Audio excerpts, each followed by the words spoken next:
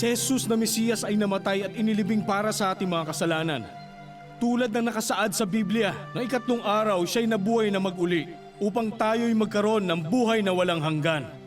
Kung ipahayag ng iyong labi na si Jesus ay Panginoon at buong puso kang sasampalataya na siya'y muling binuhay ng Diyos, kayo ay maliligtas. Sino sa inyo ang tumatanggap na ipinangako ni Jesus? Kung maaari, lumapit kayo upang kayo'y mabautismuhan sa ngalan ng Panginoon.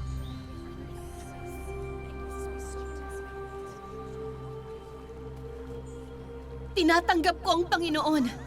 Nais ko siyang makilala ng lubusan. Ang babaeng ito ay si Lydia ng Thyatira.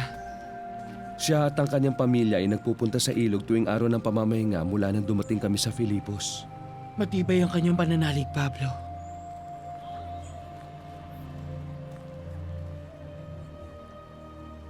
Buong puso ko pong hinihiling sa inyo ngayon na ako'y inyong binyagan sa ngalan ni Jesus na aking Diyos at tagapagligtas, gayon din ang aking sambahayan.